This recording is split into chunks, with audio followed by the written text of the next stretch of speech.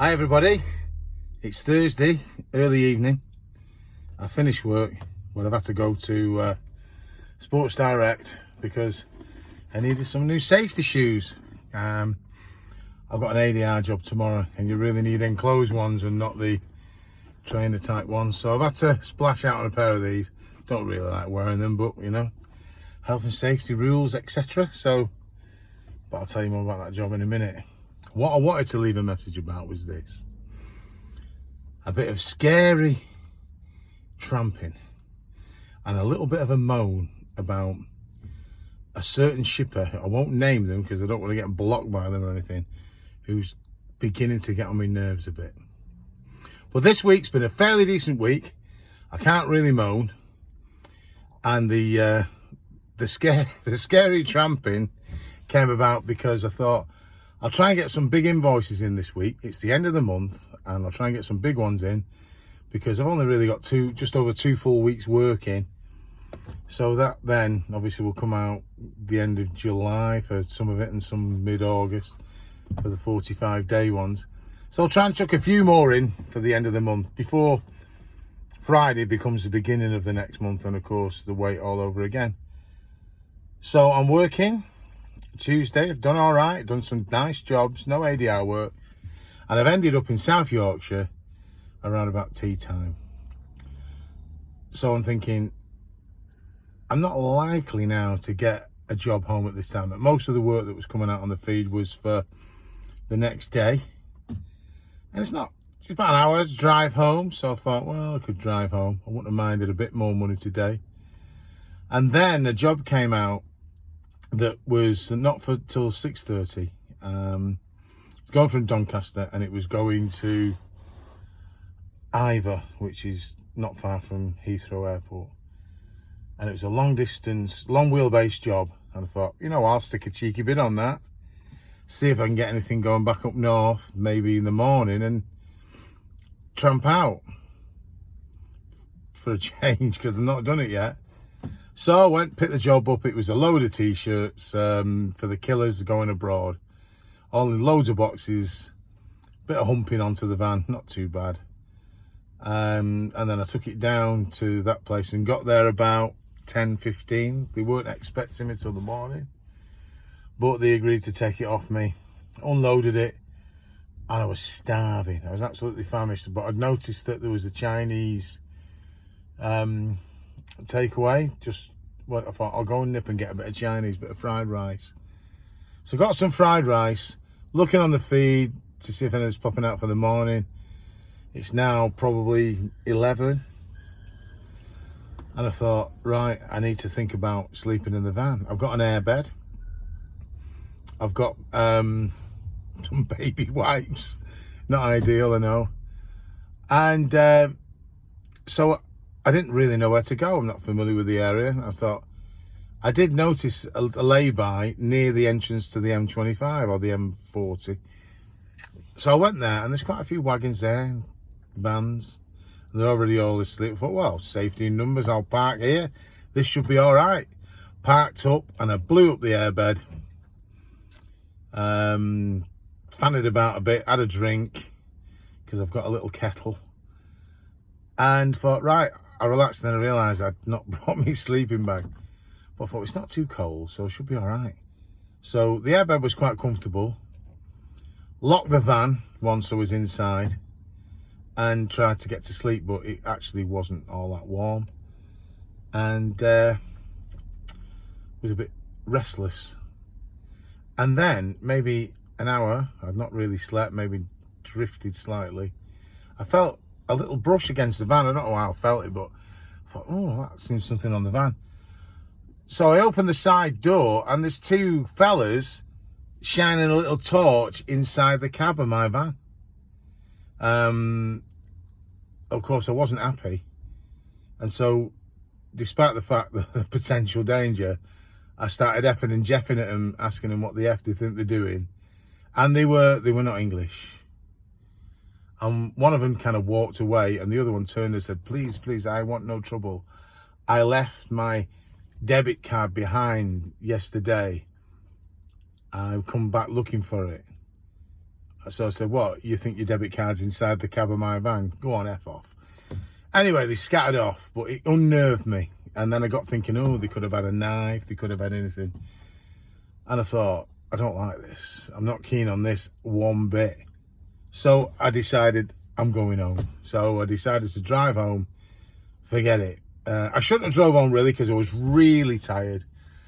I struggled. I had to pull into the services a couple of times, and I got home, I don't know, about 4:30 in the morning, knackered. But I definitely think I should have listened to the advice of other people. I think if you're going to go tramping, you need to be cautious where you tramp. Those laybys are obviously like bees around a honey pot for these thieving, dodgy types. So I won't be doing that again. I'll probably look for, like I've seen on some of the other videos, like Big Beardy said, a nice housing estate. Or maybe the motorway services. I mean, you might have to pay 20 quid to park overnight, but it's more secure. It's all cameraed up. Police are on and off those places, and there's showers as well. So, and plus, I'll take my sleeping bag. So that put me off a bit, and then it meant that obviously I slept half a day then on Wednesday. But I didn't do bad. I did a few jobs in the afternoon, and because the day before had been good, because Greedy Guts had gone down to outside London late on, it meant that my money was balanced out anyway, so I wasn't too bothered. So today I've had a nice day, not prolific earnings, but certainly on target, which meant that and I was lucky really, because I got a job from Bury near me, Bury to Wrexham, then Wrexham to Deeside, and Deeside to the arse end of Leeds, the top end. And that was an interesting job because I picked up some 1970s vintage cameras and took them to a film shoot in Leeds. So sometimes you do get to do some interesting things on this job, don't you? And then I didn't get anything back from Leeds, but I kind of done my money. And I picked up a lovely job for tomorrow, an ADR job, which is a kind of multi-drop ADR job. It's taking chlorine to various gymnasiums, obviously with pools, and to, public swimming baths. And it's kind of Manchester and then Burnley. So a few drops around Manchester and Stockport area, Burnley, and it finishes in St Anne's near Blackpool. And it's a really good payer. Fantastic money. So I'm chuffed to mint balls. And that shipper that gave me that job obviously struggled to clear this ADR stuff, because this was actually two separate jobs. He's merged into one now, and he says I struggle sometimes getting ADR drivers. So he's got me details, he knows where I am. So the other little thing I wanted to mention was a specific shipper. I've noticed that every time I put a quote, they've rang and tried to chip me. Every time. It's a £5 here or a £10 there, and every time I refuse, because I just think they're cheeky. Fuel prices are bad anyway. I'm not putting in exorbitant charges, and then if it is a bit higher than they would probably like, there's a reason for it. And I'll give you the example. And this example was in the week. I was at home, I'd finished for the day, but again, being a greedy chops, thinking, I get one more cheeky job in, it's another invoice before the end of the month. And I noticed that there was a job for a small van picking up at 8 p.m. and going to Malpass. And I thought, well, that's a strange time of night. And Malpass, it's like there's nothing there. And it's about, say, 60 miles from where it was. It was going from Accrington, which is 20 miles from me. So I saw the job go on, and it kind of hung about. And I thought, you know what? If I was going to do that job, I've not got a small van, I wouldn't do it for less than £1 a mile, especially at this time of night. And I would want paying for my mileage to there, and maybe a little bit of money because it's the evening time. So I put a bid in for £130, didn't think I'd get it for a minute, and thinking if I do get it, it's worth doing. you know, because it's going to take me probably up to Accrington, do that, probably 4 hours, you know. And they rang me. So they're obviously not been able to clear this job. I said, oh, that price you put in, it is actually a small van job, this. It says, I know, but I can't do that job at a small van rate. You know, I'm in a bigger van. I've only bid on it because you not seem to clear it. You know, well, have you any room for manoeuvre on your price? I said, no, I'm sorry, I haven't. You know, I've got to drive to Accrington to get it, and then drive to Malpass, and then I've got to come home because there ain't any jobs up there for me. Well, you know, we could, you know, it's a bit price. I said, well, it's okay, no offence, don't give me the job. No, I don't want to let the customer down, so we'll take the hit, And they give me the job, and then I went and picked it up, and what it was some, like, pipe fittings for, you know, water pipes underground, joints and things. And I then had to go and meet some workers at some remote country road in Malpass because they dug a hole in the ground and were fixing a leak. And these obviously were the joints to seal it all up and get it sorted out. And there was no problem. I found them all right just by a postcode. I mean, it was pitch black. You could tell by the work lights in the distance. I got it done and I got home, you know, a reasonable time. But my point was there, this is the same firm that try it every time. And they're getting on my nerves doing it. It's as if their policy is to try and chip you.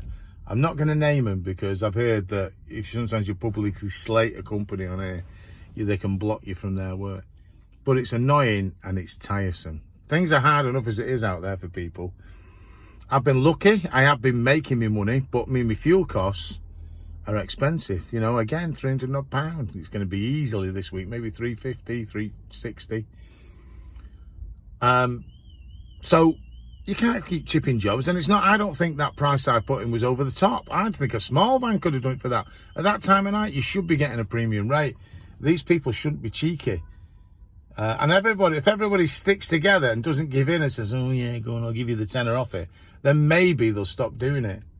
Because at the end of the day, the prices do need to come up a touch simply because of the fuel cost. It's so much more expensive. I'm not an expert on this place. And I've been watching videos from guys who've been doing this a long time, and they talk about the fuel. So that's me beef. Stop chipping us, shippers. If we put a price in, that's our price. If you don't want it, don't ring us up.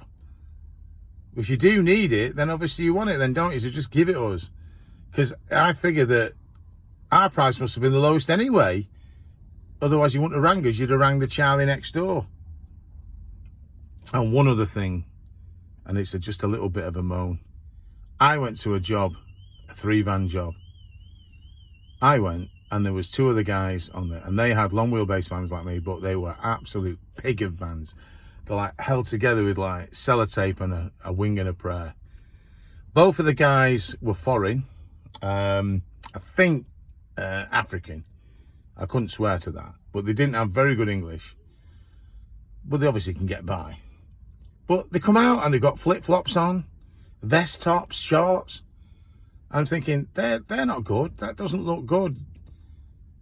And it turns out that both of these guys, they work for someone else who's obviously undercutting every other and sending these and making them work for next to nothing, which is not fair on them. And it's not fair on everyone else either.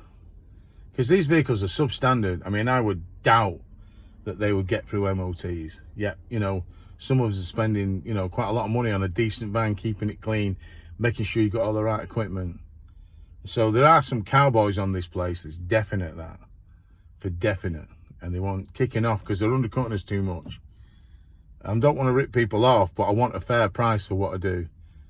Because I put quotes in, me, thinking that is a fair price. And then thinking, I know I'm on top of it, why don't you give it me? And I'm thinking, who's gone lower than that? And it's obviously their boss is picking jobs out and sending them out willy-nilly on things like that. And it doesn't look good. And I got a repeat job the next day from the same place, and they openly told me that they didn't want them 2 back again. So what does that tell you? Anyway, I hope you're doing all right. I'm sure I'll get advice about tramping out. I did actually ring about a hotel as well, but it's £92, the cheapest one, for something you're going to stay in for 6 or 7 hours. I suppose anything near Heathrow is expensive, so I won't bother doing that. But thank you for listening. Thank you for listening to me moan. And if you have any advice for me, I'll always welcome it. And I hope you're all doing really well, and thank you.